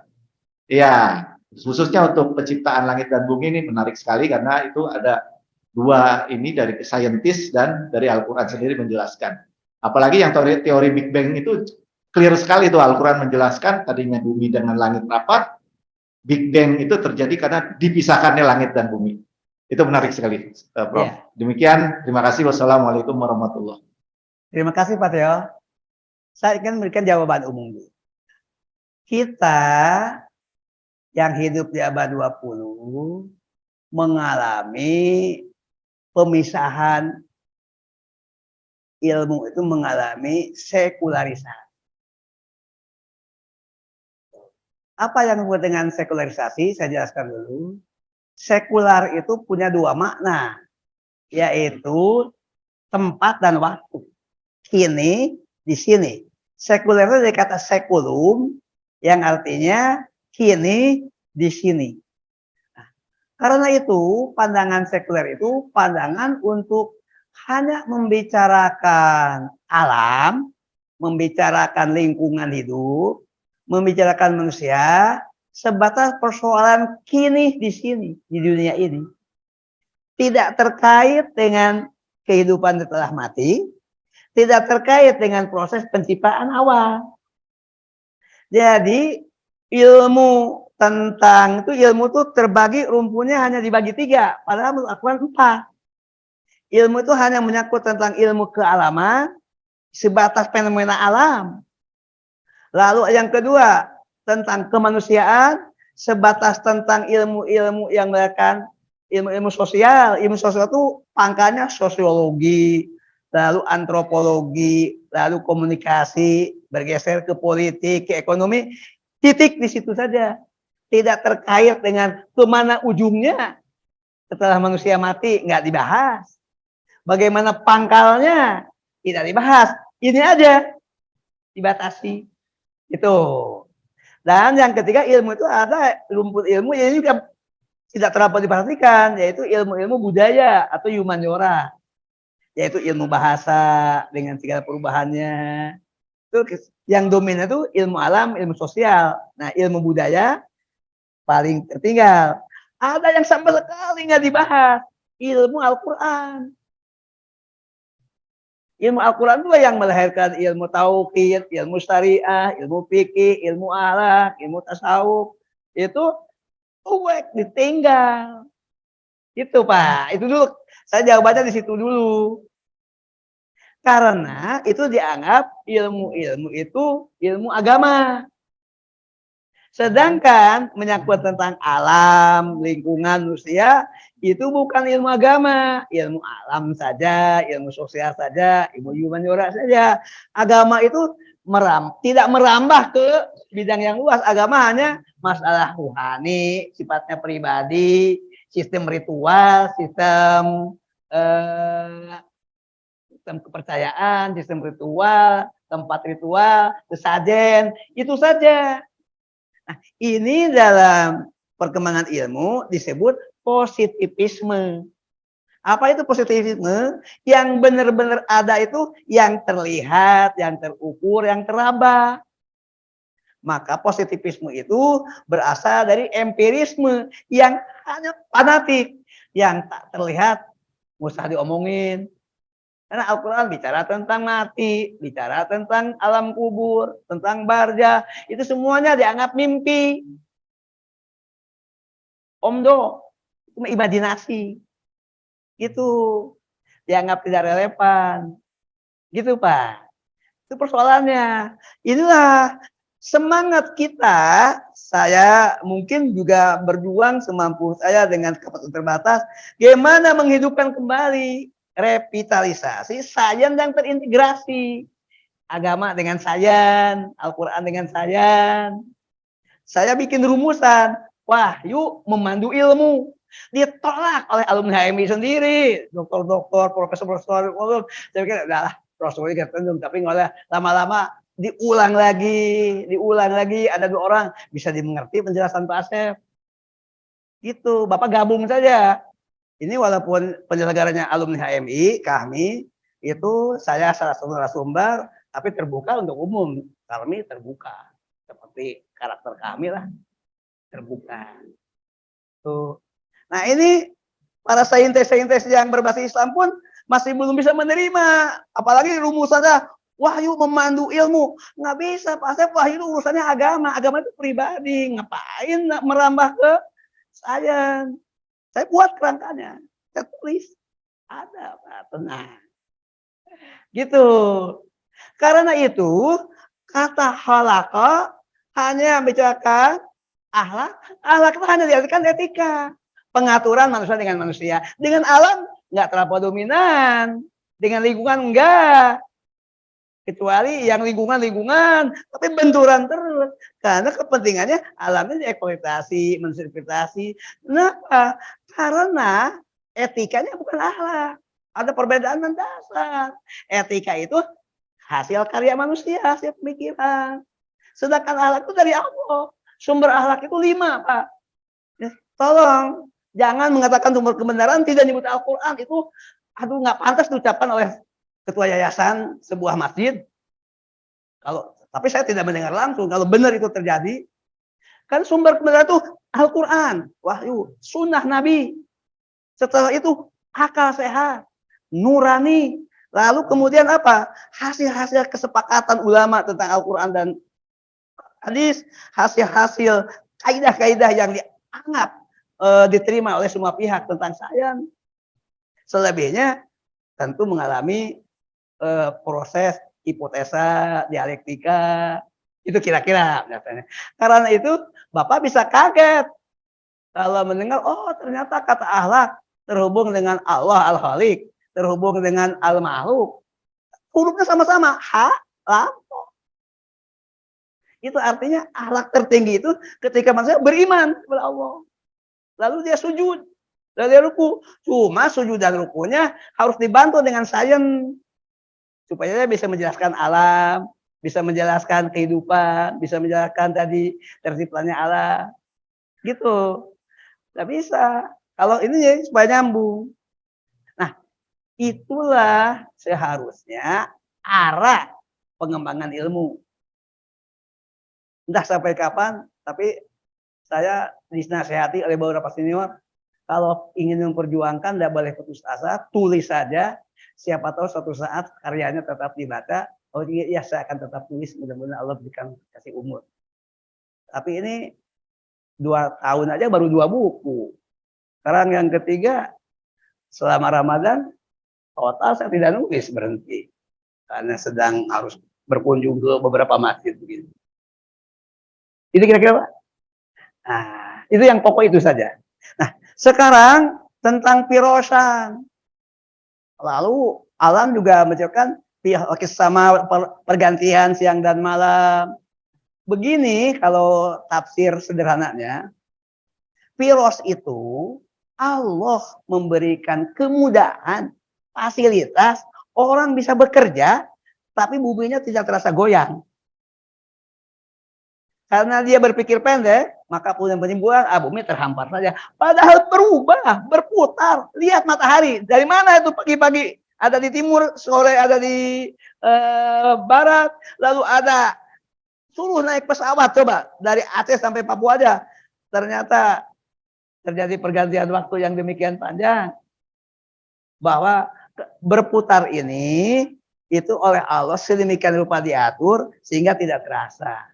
Jadi kalau sisi yang paling pendek, bumi itu terasa pirosan. Tapi kalau didalami, bumi itu bergerak. Ada ayat Quran kalau itu mah. Wa tarol jibala jamidatan.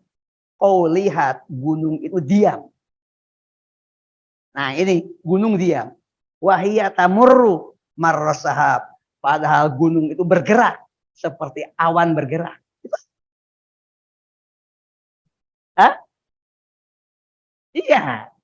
Nah, apa artinya? Ternyata kalau saya berusaha menyimak, saya jadi santri lah, jadi pelajar. Kalau giliran Pak Profesor Abdurrahman dari UNER Surabaya, dari itu Pak Profesor siapa lagi ini lagi cerita, saya jadi murid saja mencatat. Kok Pak Asep diam? Saya jadi murid ini sedang mendengar tentang sains. Tuh, nanti giliran komentar Al-Quran boleh saya. Ternyata penjelasannya adalah itu harus didalami tentang bagaimana gunung itu ada bagian tengah, ada bagian bawah, ada bagian keteraturannya. Ternyata bergerak. Bahkan bumi itu semakin mengecil, menciut. Itu Al-Quran ada. Dan kusuha min atrofiha. Kami kurangi bumi itu dari berbagai pojok-pojoknya. Jadi semakin menciut. Jadi pendek. Atau berarti kan ini ada pergerakan. Pergerakannya kemudian menjadi semakin pendek. Udah gitu manusia menemukan teknologi sehingga jarak tidak terasa karena ada pesawat, ada kereta cepat, ada teknologi informatika yang membuat gambar di seantero jagat bisa terlihat. Itu yang memperpendek. Tuh, kira-kira seperti itu. Wallahu a'lam. Masih ada yang lain? Iya. Mohon maaf ya tidak seluruhnya kebahas. Ada jawaban garis besar. Silakan Pak Arif. Atau siapa? Iya Pak. Prof. Assalamualaikum warahmatullahi wabarakatuh. Waalaikumsalam. Ini langsung saja Prof, pertanyaannya yang memang juga nih.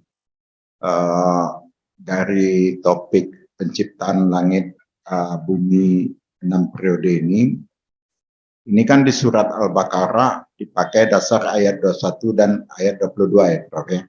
Iya, dihubungkan dengan An-Nazi'at 27, 33, 34. Dan mungkin yang kita ingin tahu penegasannya dari Prof. Nampaknya kalau saya melihat tadi kan Prof menyampaikan bahwa ini kan skenarionya Allah lah yang membuat bumi ini sampai 6 periode tadi. Skenario lah Allah kayak gitu. Dan skenario Allah yang besar ini salah satu tadi kalau tidak salah tangkap saya dalam ayatnya, janganlah engkau mempersekutukan Allah gitu loh kira-kira. Dengan skenario besar, kejadian besar yang ditunjukkan dalam penciptaan bumi 6 periode ini. Iya, betul. Dan itu diletakkan di susunan Al-Quran di ayat yang di surat yang pertama lah setelah Al-Fatihah. Jadi kira-kira kalau saya menangkap Allah menyampaikan kepada hambanya, jika hambanya itu berpikir bahwa kejadian itu bisa diterima dengan sainsnya dia, ini untuk orang yang berbasic punya sains, sehingga dia bisa tidak mempersekutukan Allah. Sehingga sering kita lihat di dalam media-media asing atau ada hal-hal yang mereka bisa buktikan di dalam Al-Quran, mereka masuk menjadi Muslim, kira-kira begitu. Tapi ada kondisi mereka juga telah bisa membuktikan, tapi dia juga tidak atau tetap mempersekutukan atau tidak menuhankan selain Allah Subhanahu wa Ta'ala tadi. Nah, ini kan susah juga ya Prof ya. Nah, kemudian yang kedua, bagaimana Allah menggambarkan, karena ini gambaran awal untuk orang yang bisa berpikir. Kalau orang yang tidak memahami secara basic science, padahal ini kan di surat Al-Baqarah surat yang kedua setelah Al-Fatihah tadi, Allah langsung menyampaikan ya mungkin dengan pesan besar lah. Nah, tetapi ada yang awam yang tidak bisa memakai itu, memahami itu. Iya. Namun yang terpenting itu adalah bahasa kalbu itu, bro. Bahasa kalbu gitu. Nah, bagaimana kita tahu bahwa bahasa kalbu tadi, bahwa sedemikiannya besarnya Allah, sehingga kita dengan penciptaan bumi tadi, walaupun kita tidak memahami teoritisnya, atau penjelasan yang disampaikan tadi, kita tidak bisa memahaminya itu. Tapi kita meyakini sebegitu besarnya proses tadi yang dibuat oleh Allah Subhanahu wa taala, sehingga wajar dan wajib kita tidak mempersekutukan Allah Subhanahu wa taala tadi. Ini yang sering kita yang kadang-kadang lengah, atau yang kita kadang-kadang awam ini tidak tahu. Kalau ya kita basic ilmu bisa paham, cepat kita bisa, wah ini pasti ada yang menciptakannya lebih. Nah, itu satu prom. Nah, ini yang kedua, pertanyaannya agak juga nih, Prof. Di satu ayat kita bacaan, kalau saya melihatnya sepintas saja tadi, tapi ya saya lihat penciptaan 6 periode ini tidak membutuhkan waktu, kan begitu, ada tahapan pasti ada waktunya. Tapi di satu sisi ada ayat di ayat Al-Qur'an itu Allah menyampaikan jika menciptakan itu cukup dengan menyatakan kun fayakun saja. Kan begitu ya, Prof ya. Ini kadang-kadang banyak kita yang tidak memahami penjelasan yang seperti Prof sampaikan. Ya Allah kalau menciptakan itu cukup kun fayakun. Apa hubungan kun fayakun ini dengan metode penciptaan itu? Atau kun fayakun itu tetap ada periode waktu juga. Nah, ini perlu juga. Dan kemudian karena ini skenario Allah, ya juga saya mau tahu kan bagaimana hubungannya nanti, Prof, surat Al-Baqarah dengan penciptaan ini mempersekutukan tadi, tapi nanti di ayat-ayat yang lain, ya setelah surat Al-Baqarah, tetap menyatakan bahwasanya ada contoh-contoh kecil lagi mempersekutukan yang lebih detail lagi. Pernah juga Prof bahas itu, ya yang di ayat-ayat lain tentang soal mempersekutukan Allah ini. Ya. Jadi kenapa ini diambil Allah dulu di surat setelah Al-Fatihah di Al-Baqarah di ayat awal, kemudian nanti tetap mempersekutukan Allah ini tetap ada di ayat-ayat atau surat-surat selanjutnya. Namun ini bagian besar yang pertama supaya diketahui sebetulnya. Ya. Mungkin itu aja sih, Prof. Terima kasih, Prof. Saya mulai dari tengah. Kun dan fayakun. Ini penjelasan simple. Kun artinya jadilah. Jadi Allah bisa menggunakan wewenang, otoritas, kekuasaan, ilmu dengan segala kemutlakannya bisa mengatakan kun. Tapi menjadi yakunu, menjadi ada, itu ada kata pa. Tuh, pa ini menggambarkan ada proses. Betul hakikatnya kun, lalu yakun. Kun itu imperatif, jadilah. Yakun itu proses terwujud, realisasi. Tapi ada pa. Enggak kun yakun, enggak gitu. Kalau kun yakun berarti ada perpendekan jarak. Ini enggak. Dari kun ke fayakun itu tetap membutuhkan waktu, tetap membutuhkan proses yang dijabarkan dalam firman Allah. Allah menciptakan langit dan bumi 6 masa, 6 waktu atau 6 periode. Nah, itu penjelasan dari kun ke fayakun. Karena itu kalau orang baca kun ke fayakun lalu tidak punya wawasan sains, jadi pandangannya pendek. Benar, tapi dangkal. Gitu. Ayat-ayat yang tadi menggambarkan An-Nazi'at 27 sampai 34 yang terinci tentang penciptaan alam nggak tergambar. Informasi bahwa Allah menciptakan 6 masa atau 6 periode tidak tergambar. Karena orang langsung terjadi lompatan berpikirnya kepada kun, seakan-akan tidak ada jarak, detik langsung ada. Nggak gitu. Dari segi ilmu bahasa, fungsi pa itu misalkan maka, nah maka ini butuh waktu, butuh proses, butuh apa? Bukan Allah tidak bisa, tapi Allah menciptakan keteraturan, menciptakan hukum alam, sunatullah, yang nanti semuanya bisa dipelajari oleh manusia, prosesnya itu. Itu kira-kira. Jadi problemnya dangkal ilmu, tidak biasa berpikir, ngambil ayat secara pendek, benar, tapi tidak menggambarkan. Itu kira-kira. Itu ya. Nah, sekarang pertanyaan yang pertama. Coba saya akan bantu, termasuk juga menjelaskan kepada pertanyaan Pak Theo, singkat. Ini, Bapak kalau secara tentang hukum tata negara, itu ada hierarki. Ya kan? Nah, sekarang saya akan menjelaskan gimana hierarki sains menurut Al-Quran. Itu. Sederhana saja, ada 4 atau 5. Nomor 1, pilihannya gini. Pertanyaannya, ini pertanyaan dulu. Ketika kita akan membicarakan alam, berarti kita ilmu kealaman, membicarakan ilmu sosial atau humaniora, dihadapi ada pertanyaan tentang alam aja dulu, tentang alam. Apa pandanganmu tentang alam? Alam itu diciptakan atau jadi sendiri? Nah, orang Islam, Muslim akan mengatakan ini diciptakan oleh Allah. Ateis mengatakan ini alamiah. Ratusan tahun mengalami evolusi tanpa diketahui siapa penciptanya. Nah, itu namanya paradigma. Makanya menjelaskan sains itu paradigmanya apa? Seorang muslim paradigmanya alam ciptaan Allah. Sedangkan sains barat itu alam itu terjadi karena sendirinya. Kalau telah ada penciptaan, tidak terlampau di bawah. Itu dulu. Jadi nomor 1 membicarakan ilmu itu ada paradigma.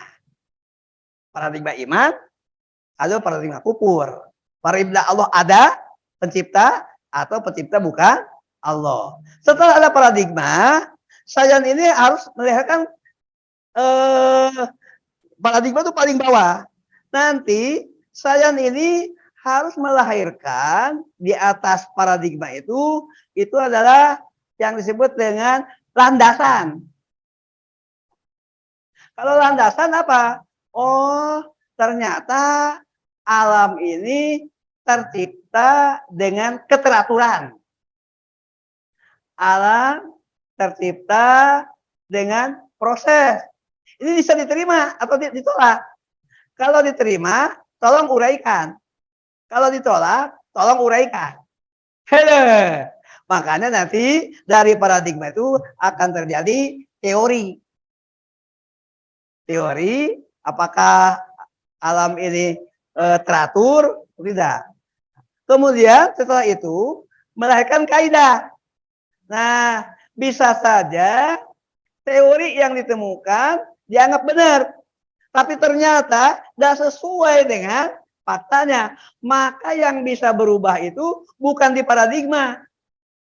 Perubahan itu sains bisa terus ada penelitian, lalu mengubah teori, ada temuan baru, mengubah teori, bisa diterima. Kalau tidak mengganggu fondasinya. Fondasinya tetap alam ciptaan Allah. Gitu, alam ciptaan Allah. Yang berubah itu adalah temuan, teori. Lalu nanti berikutnya, apakah Anda melihatnya dengan cara empiris? Atau Anda melihatnya dengan cara merumuskan ide. Kalau Anda menguji satu persatu, Anda masuk di wilayah empiris, di laboratorium, diuji satu-satu, dirumuskan. Atau Anda berpikir tentang idenya. Nah, mana yang paling penting? Dua-duanya. Yang empiris berangkat dari ide yang akan diuji. Yang ide harus dirinci menjadi empiris. Ide ini berpikir garis besar, gitu. Empiris ini berpikir detil-detil. Makanya bisa berubah di tingkat ini. Karena salah satu pertanyaannya, Pak Asep kalau dikembalikan Al-Quran, nggak usah diteliti, langsung ada jadi alam tipuan Allah. Ya nggak gitu. Nggak gitu. Anak itu artinya Anda tidak memahami tahapan-tahapan ilmu dalam Al-Quran. Begitu, tetap diteliti. Tapi fondasinya alam ciptaan Allah. Lalu bagaimana membaginya? Mana yang bagian yang tetap, mana yang berubah, mana yang teori, mana yang paradigma, mana yang kaidah. Dibagi 3. Pertama, harus menjelaskan dulu hakikat ilmu. Namanya ontologi. Yang kedua, bagaimana seorang manusia menemukan ilmu. Apakah tadi melalui pandangan idealisme atau empirisme. Namanya epistemologi. Tapi ada sisi lain. Saya mah capek, Pak Asep nggak mikir gitu. Saya hanya ingin, ini ada manfaat. Memang ujungnya di aksiologi. Manfaat, kegunaan. Sehingga ilmu itu tetap ada nilai. Kan Barat kadang-kadang ilmu tanpa nilai. Kalau tanpa nilai, bisa kebenaran nuklir untuk membunuh, nggak merasa berdosa. Kalau menurut Islam, berdosa. Kamu menemukan nuklir bukan untuk membunuh. Ini KPPS mati aja diam, nggak ada beratus orang mati tahun 2019 yang lalu. Kenapa dia diamkan? Mestinya ada yang bertanya pun juga tidak terus ngembang. Ada 1 orang, 2 orang yang kritis bertanya, kenapa terjadi? Padahal itu fenomena kehidupan yang bisa dijelaskan. Gitu. Kira-kira seperti itu penjelasannya. Oleh sebab itu, karena kita belum masuk sepenuhnya kepada penciptaan Al-Quran, kita aneh dengan informasi Al-Quran. Karena di sekolah kita masih ikut hasil Renaissance, hasil positivisme, hasil temuan Barat. Padahal Barat sudah di ujung begini kok. Itu kira-kira. Nah, sekarang yang terakhir itu tentang sistematika Al-Quran. Al-Quran itu sistematikanya bukan sistematika ilmu seperti sains. Sistematik. Ketika Allah tiba-tiba berbicara, fala taj'alu lillahi andad, itu Allah sedang bicarakan betapa pentingnya Allah diesakan. Tapi tidak dirinci andadnya seperti apa. Maka muncullah nanti pada surat Al-An'am, pada Al-Maidah, pada ayat berikutnya rincian. Boleh jadi rincian itu di ujung bisa, di depan bisa, di tengah bisa. Karena satu sama lain Al itu qola idul jawahir, untian mutiara yang satu sama lain saling menguatkan. Karena itu memahami Al-Quran tidak cukup dengan membaca mengalir dari Al-Baqarah, Al-Fatihah sampai An-Nas, tapi bisa juga disilang tuh dengan mencari kemana kesinambungan antar ayat. Saya kira itu teknik atau metode memahami ayat. Karakter ayat harus dipahami. Saya kira sudah sore dan Bapak dan Ibu terhormat, baik yang hadir di masjid maupun dari kediaman masing-masing, tidak ada lagi waktu karena sudah menjelang buka. Mari kita tutup taklim kita dengan kifrat Nabi Sallallahu. Bismillahirrahmanirrahim. Subhanakallahumma wa bihamdika asyhadu an la ilaha illa anta astaghfiruka wa atubu ilaik. Walhamdulillahirabbil alamin. Hadanallahu wa iyyakum ajmain. Assalamualaikum warahmatullahi wabarakatuh. Waalaikumsalam. Bapak dan Ibu yang terhormat, jadi sudah sampai di ujung, jadi saya juga mohon maaf atas segala hilaf. Selamat menunaikan ibadah Ramadan dan sampai saatnya Idul Fitri yang akan segera kita hadapi pekan depan insya Allah.